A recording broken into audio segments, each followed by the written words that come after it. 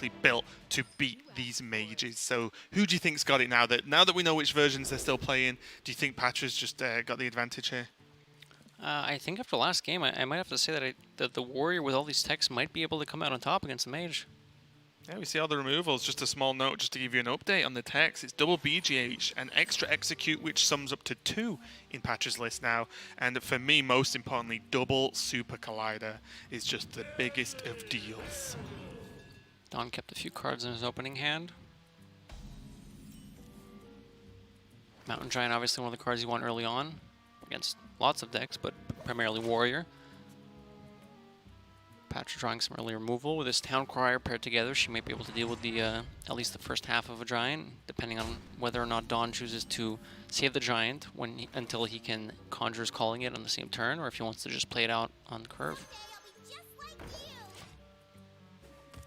Also, as well, you got to say, just already this execute just being available along with the Dynamatic and double Militia Commander means that, you know, there's so much that Patra can do proactively, and being able to just deal with anything that DawN chucks onto the board means that these minions just being on the board are frustrating because they can activate the execute already without requiring something else. I think DawN playing out this Apprentice is kind of a nod to the executes that Pathra has in her deck. This Town Crier being left on board means that an execute will be able to clean something up. So playing out the Apprentice here, even without getting that much value off of it, because next turn he can't do that much other than save Arcane Intellect. Yep. And there's a huge payoff, isn't there, in the form of that Arcane Intellect for DawN, because if this Sorcerer's Apprentice doesn't go down, and we see that it can't go down, then, you know, he just gets to draw more cards for a little bit cheaper, and, you know, probably doesn't do a lot with that 1 mana, but still means he can get that through, and maybe he draws something like a magic trick that he goes for because it'll be 0 mana. Yeah.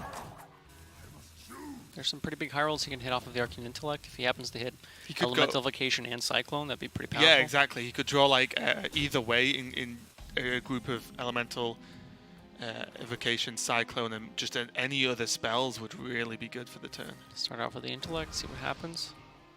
Also, most importantly, makes his Mountain Giant cheaper. I think we're going to see that being it. Saving coins so that you can actually play Giant Coin Conjure Calling on 5 I think is kind of important because it gets out the threat early. I'm curious to see if he's going to trade into the Town Crier to prevent a future execute from coming out, or if he wants to chip away this armor to help. I think you trade, right? Yeah. Because everything that Patra's realistically going to do this turn would only be a benefit if you traded. Right. If there's a Militia Commander, if there's anything... Well, you know there's not much else because nothing was played the previous turn, so there's no answer last turn. And even if there's a on-curve or Mega Devastator, well, you'd still rather trade a minion the Sorcerer's lives anyway, and so on. So, yeah, nice. Small things, but good things from DawN. DawN has the option to just wait, which means next turn his Mountain Giant will cost 3 mana, and on 5 mana with a coin, he can Giant Coin Conjurer's Calling. And that's what he does. Doesn't want to play out the Mountain Giant just by itself and have it shield slammed or execute. Well, shield block, shield slammed or executed. Wants to make sure he can get Conjurer's Calling value off of the Giant, because if that first Giant is dealt with and you play it just on turn 4, what else are you doing until the Astromancer comes down, right? You give the Warrior a couple more draws to get some answers, and that's how you can quickly lose the game. So I really like DawN saving the Giant here. Is there a big reason for Patra not to play Ziliax this turn and just load it up preemptively? I want to see the Ziliax. Because I don't like Armor Up Pass, that always feels bad, and everything else is way worse because Ziliax is still a good answer when it's on the board, but the other minions are not. A lot of the minions are Battle Cry. I really like the Ziliax for tempo. Wow. If she had Shield Slam in hand, perhaps Armoring Up could... there's an argument for, but I think here this might be a misstep. Just getting the Ziliax out on the board. Whoa. Of course you can use it later to heal up, but the main thing is getting to later on, right? Right. And the thing is, the Armor Up helps with a Shield Slam. The Ziliax does 3 damage, which is more than the Armor Up would gain with a Shield Slam in most instances, right? So, I don't know, I really like the Ziliax there, because also, Ziliax often doesn't die. If it dies, your opponent's developing 0 minions most of the time. If it doesn't die, well, you have Ziliax, which has Divine Shield, and a Militia Commander, which is very, very powerful in terms of you can just kill anything that they play. Right. I mean, now, with Patra having less on the board, an obvious play, there's two main plays here, right? You can just Big Game Hunter one of the minions, or you can trade Execute. if she had a Zilliax on the board and she does the same thing this turn, either Big Game Hunter or Execute, the other minion won't connect face. You'll maintain your armor, and the Zilliax will, even if it gets pinged off, and say the Giant or the Graveheart would kill it off, that's 7-8 damage. It's not going to face. And that even gives you another option this turn. If you had Zilliax on board, instead of using Big Game Hunter Execute, you could now use the Zilliax Divine Shield with a Militia Commander from hand. A Militia Commander, which not always would end up clearing a big minion, could now be used with the Zilliax. That's it, right? When you include in smaller costed cards, it's important to spend the mana on the big cost quickly and get it like just preemptively live, because then, as you said, the Execute and the Zilliax technically is played in the same turn, right? Because it can attack just like it would with Rush anyway, and you have the mana floating. So that turn 5, I don't know. That looked like a bit of wasted potential there. DawN, not too much of a surprise, just going to go with his Conjurer's Calling.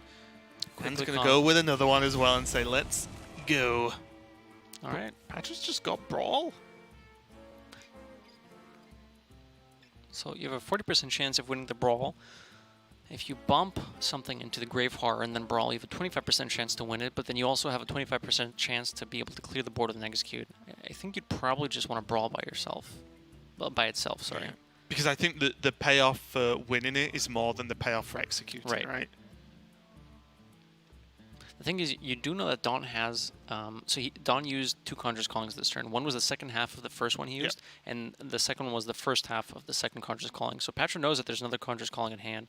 So she has to decide if she wants to take a bigger risk with the Brawl to just win it out and say, all right, I don't want you to... I want to try to win the Brawl.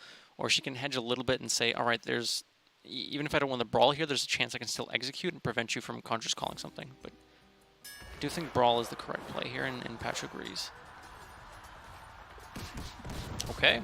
And there you go. The payoff's there, and DawN shaking her head as he's just seeing that, yes, he did actually lose the Brawl. Patra gets to push 4, which might not be the most mind-blowing thing in the world, but most importantly, the high attack of the Big Game Hunter means that it's easier to trade off against other minions next turn. Patra's got like an extra form of removal because this BGH lived, and I think that's like the 3rd or 4th Geppetto we've seen from summons. Deja vu. Yeah. And now what's the play going to be this time? Well, she has options. Executing either of these really isn't what you want to be doing. You can use one of the Militia Command. You can use the Militia Commander from hand to clear up the Astromancer if she chooses. She can go Dynamatic Execute. Perhaps using Execute here is fine. You do know that there's another Conjurer's Calling in hand, so preventing an 8-drop from being generated here is probably just good. Yeah, one, there's 2 Executes in hand, but also if you held the Execute, then you're going to just need to play it next turn anyway, but it's worse because there's more minions. So this is just a clean kill. I do like this quite a lot. But now though, Invocation's there, Sorcerer's Apprentice there. DawN's just 1 mana Cyclone away from a good time right now. So DawN does have the option to just go Giant, use the last Conjurer's Calling naturally in his deck. Perhaps we'll see more later on with Magic Tricks or Cyclones. But this is a huge hurdle point, right? Yeah. The Giants are gone, apart from these 2 on board, if they're cleared. The Giants are gone, base Conjurer's Callings are gone. There's also 1 Astromancer gone, and there is still a lot of removal left in Patra's deck. It's kind of insane. There's the 1 BGH, there's the Execute in hand, and 2 Super Colliders left. And there's still Dr. Boom, Omega Devastators, the usual package as well. That's the thing with Warrior in these techs. If you can make it to... And that's why Big Game Hunter is a big thing, because it helps you get to turn 10, at which point you can actually use the Devastators already in your deck, and then you just have so many answers. There are 2 Sea Giants left for DawN, but those are a bit trickier to use. One of the main reasons why the Conjure Mage is so powerful is that the mana cost at which it uses these big threats, right? This 12 mana Giant is actually 3 or 4 mana often when you're playing it against Warrior. The Sea Giants, if you spend 10 mana on it, it's a bit more fair. The Warrior has, another 10 mana to try and deal with it. But when it's more like a you go, I go thing, right? Yeah, but with Mountain Giant, it's like, I'm going to spend 3 mana on 8/8. Your turn. Seems good. Did you play Hearthstone from the very beginning, from like beta? Just outside of beta. Do you remember the Twilight Drake? Yeah. Was plus attack and plus health? Twilight Drake was huge. Oh, that was apps. Imagine if Blizzard printed a card like that now. People would go nuts. Yeah, there's a cheap card that was actually better than Mountain Giant in most instances. Yeah. Okay.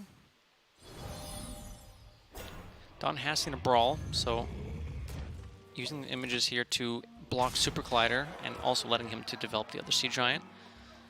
Ooh. Okay.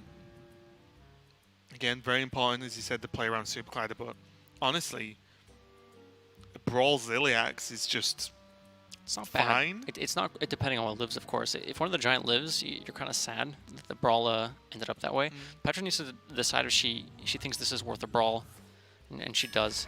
She's probably just counting the threats left in DawN's deck and thinking, well, both Conjurer's Callings are both Conjurer's Callings are gone. If I just deal with this board, there's not that much left he can do. There's also, you could just roll for Devastator, right? Yeah. Ooh, Heckle. That could. Is Heckle? Oh, Antonidas, right? Yeah. Is that the? Maybe we pass on the Heckle bot this turn and say I'll take the 8 on the noggin. But I did like the brawl there because I agree with what you were halfway through that with the Giants potentially gone. Yep. There's like one Astromancer Sea Giant all gone. The Conjurer's Callings are gone. There's not much Pathra only has left to survive through an Antonidas, which outside of previous game is actually hard to get that many fireballs off. You normally get 1 to 2. Right. So he has to survive Antonidas and like maybe one more big board. And that's it. And then Actually, there's literally nothing left. often you get much more than 1 or 2, depending on how the games play out. If Antonidas is in your hand early, you can try to plan it out and save Ray of Frost and stuff. Yeah, I feel like on average you've normally done that, but you've normally done a big spell turn. Right.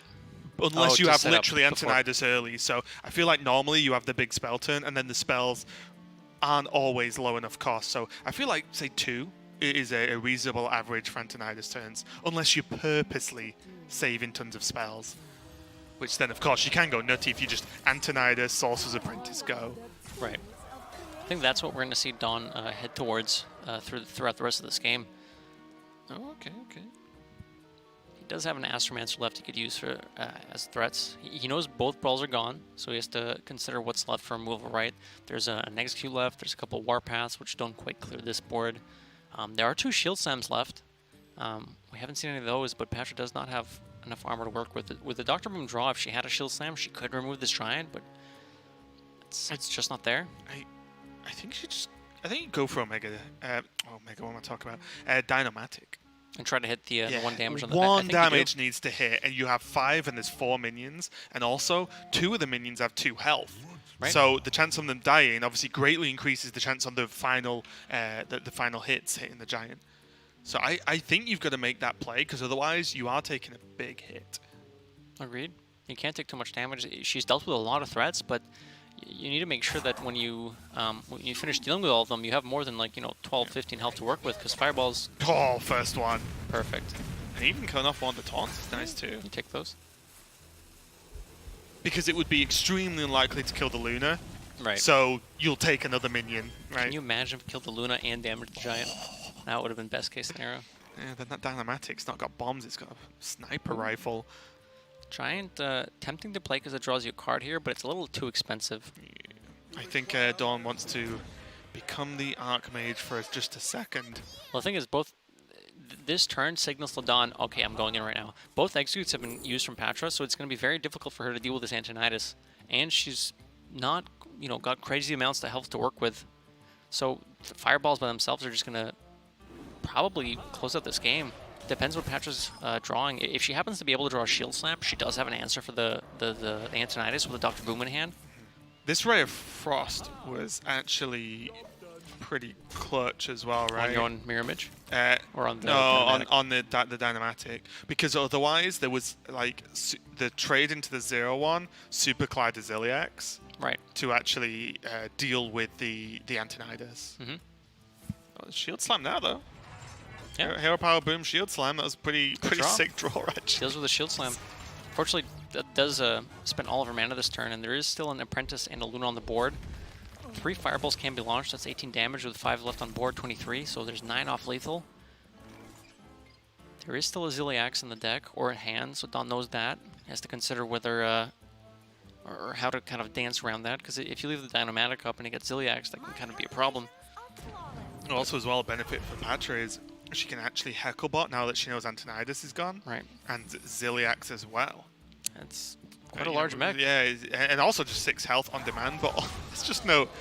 Maybe some sweet, sweet justice for DawN is now he has the bulldozer instead of Pathra, and that might just be enough to push him over the edge.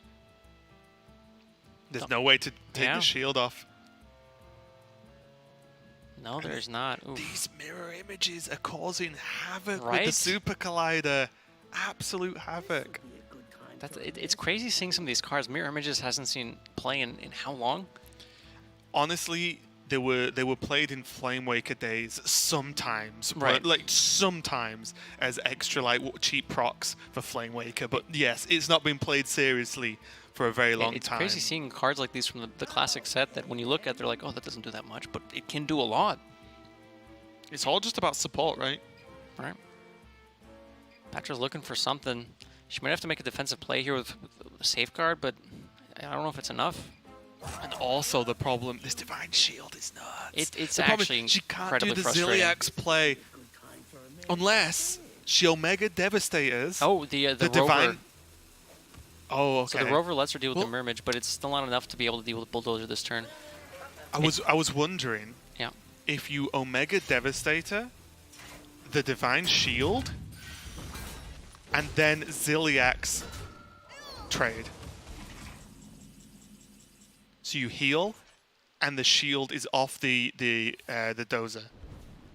It's a stretch. Don't get me wrong. Sure. But then you've got to think, well, although Pathra knew there were fireballs, to be fair, so the Ziliax would have been cleaned up by fireballs anyway. It just would have been a bit of extra healing. Would it have been enough? Almost certainly not. At least if not that turn overall. And DawN actually ends up getting the win.